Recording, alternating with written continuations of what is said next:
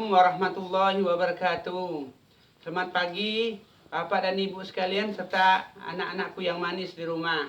Pada kesempatan kali ini Bapak akan menjelaskan tentang ciri-ciri makhluk hidup. Makhluk ini terbagi dua, ada yang namakan makhluk hidup dan ada yang namakan makhluk mati. Makhluk hidup itu terbagi tiga, yaitu manusia, hewan atau binatang, serta tumbuh-tumbuhan. Tiga macam ini adalah makhluk hidup. Tetapi makhluk hidup ini bisa menjadi mati. Manusia bisa meninggal, hewan bisa disembelih atau mati karena disembelih, dan lain sebagainya. Dan tumbuh-tumbuhan juga bisa mati kalau ditebang atau diracuni, seperti rumput. Nah, sekarang ciri-ciri yang dinamakan ciri-ciri makhluk hidup ini ada 6. Lihat di sini ada 6. Yang pertama bergerak, bernapas, berkembang biak, tumbuh, makan, dan peka terhadap rangsang. Pertama, ciri makhluk hidup bergerak. Bergerak artinya berpindah dari satu tempat ke tempat yang lain. Bergerak dengan digerakkan beda. Kalau bergerak itu berpindah dengan sendirinya, tetapi kalau digerakkan, bisa digerakkan dengan manusia, bisa digerakkan dengan binatang, bisa digerakkan dengan angin, bisa dengan air, dan bisa digerakkan dengan remote control, dan bisa juga digerakkan dengan hantu. Kalau digerakkan dengan hantu, kita pasti lari atau dengan ajian. 3 dah. Jadi bergerak artinya berpindah dari satu tempat ke tempat yang lain. Itu nama bergerak, melangkah atau berjalan. Itu bernapas. Bernapas itu terdapat pada manusia, bisa bernapas dengan paru-paru. Kalau hewan ada yang bernapas dengan kulit, ada yang bernapas dengan trakea yaitu serangga, dan ada yang bernapas dengan insang seperti ikan. Tapi kalau tumbuh-tumbuhan bernapas kita nggak bisa melihatnya, karena setiap dia pasti juga ada bernapas, cuma kita tak bisa melihat dengan mata kita sendiri. Yang ketiga, yaitu ciri makhluk hidup yang ketiga itu berkembang biak.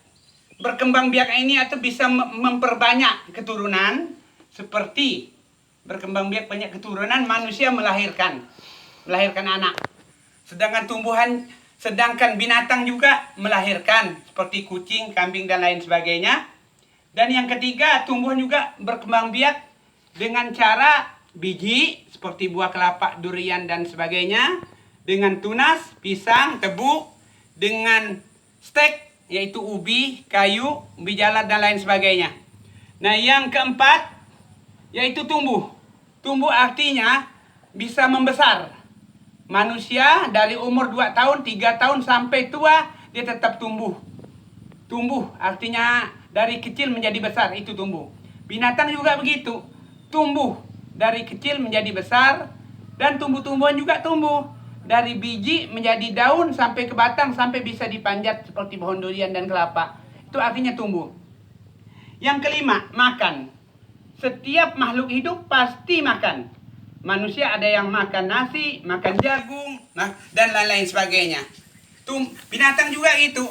Ada yang makan rumput seperti kambing, ada yang makan daging seperti harimau, herbivora, omnivora, karnivora. Sedangkan tumbuh-tumbuhan juga makan. Tapi makan tumbuh-tumbuhan ini yaitu adalah pupuk.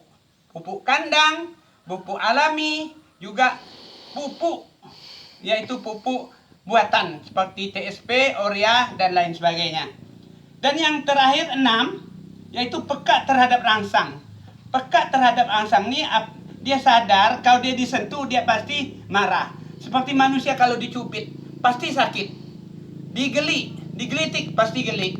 Nah, itu manusia. Binatang juga gitu. Kalau dipukul pasti dia sakit. Rasa sakit itulah yang dinamakan peka terhadap rangsang.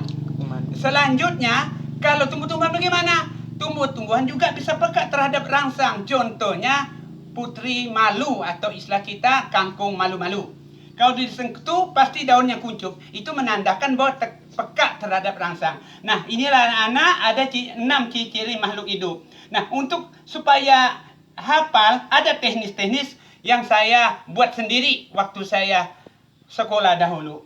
Nah, kalau supaya hafal, baca dulu Setelah baca kita buatkan rumus. Bagaimana teknis cara ngapal? Ini teknik-teknik yang akan saya buat. Pertama kita buat sini bernapas, ya, bergerak, makan, berkembang biak. Berkembang nih kita buat rumus rak. Bergerak jadi ambil raknya,